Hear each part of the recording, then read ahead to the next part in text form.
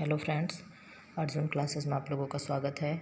Friends, आज हम लोग होम साइंस क्लास 10th के चैप्टर 1 का बहुविकल्पी प्रश्न देखेंगे। इसके पहले हम लोग 9th के 4 चैप्टर कंप्लीट कर चुके हैं। बहुविकल्पी प्रश्न।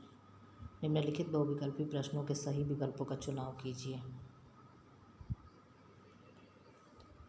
एक निश्चित अवधि के लिए पारिवारिक आय व्यय के पूर्वानुमान को क्या कहते हैं?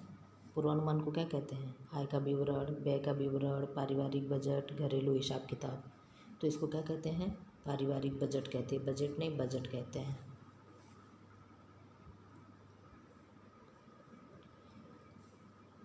आय व्यय का संतुलन बनाए रखने के लिए किसकी आवश्यकता पड़ती है? किसकी आवश्यकता पड़ती है? बजट की।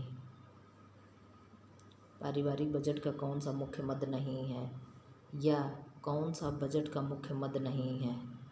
क्या नहीं है? मकान है, भोजन है, मकान है, भोजन है, वस्त्र और शिक्षा है, दुकान और फैशन नहीं है। ये नहीं होगा। पारिवारिक बजट का मुख्य मद क्या है? पारिवारिक बजट का मुख्य मद क्या है? भोजन, दुकान, मनोरंजन, फर्नीचर। तो मुख्य बजट क्या होगा? भोजन होगा। अगर यहाँ होता भोजन, फिर यहाँ कपड़ा या वस्त्र, और यहाँ मकान। मासिक बजट बनाना आवश्यक है। क्यों आवश्यक है मासिक बजट बनाना? आय व्यय में संतुलन बनाए रखने के लिए।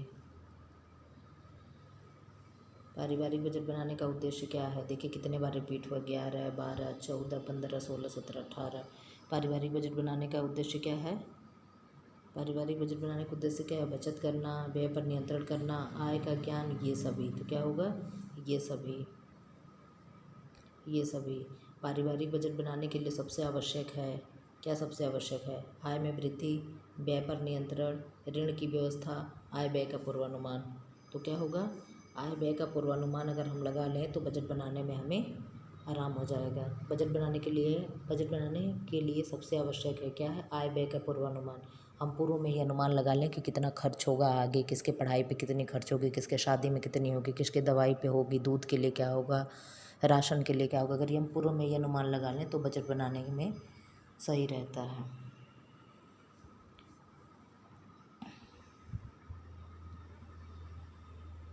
गृह अर्थव्यवस्था को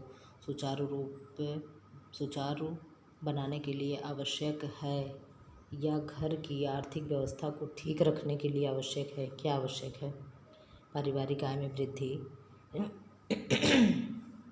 पारिवारिक आय में वृद्धि, साधन संपन्न होना, आय के अनुसार व्यय का बजट बनाना, तथा उसका पालन करना, अधिक से अधिक कंजूसी करना। क्या होगा? आय के अनुसार बजट बनाना तथा उसका पालन करना।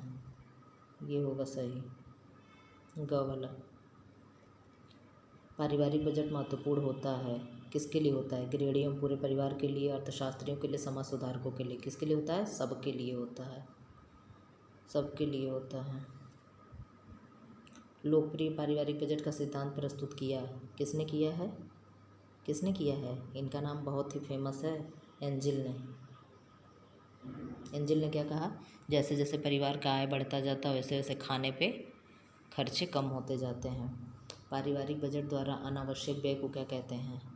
पारिवारिक बजट द्वारा अनावश्यक व्यय को क्या किया जाता है? नियंत्रित किया जाता है। नियंत्रित किया जाता है। पारिवारिक बजट के मार्ग में मुख्य बाधाएं हैं, क्या हैं? अज्ञानता तथा शिक्षा, बजट के प्रति उदासीनता, समाज में प्रचलित कुप्रथाएं। तो क्या होगा? ऑल ऑफ द अबव, ये सभी होंगे।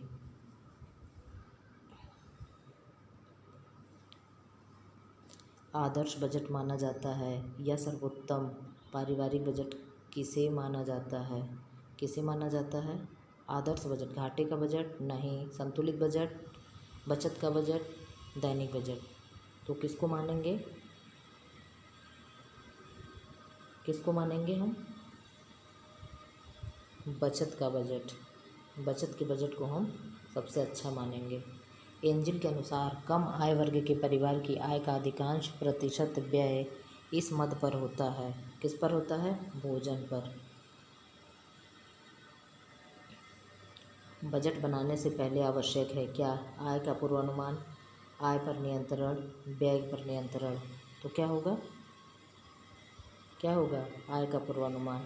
बजट बनाने से पहले आवश्यक है क्या है कि हम आय का पूर्वानुमान लगा लें कि हमारे घर में इनकम कितनी है, प्रति महीने 1000 है या प्रति महीने 500 है।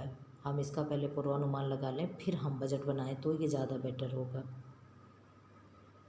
आय व्यय में संतुलन हेतु कौन सा साधन उपयुक्त होता है?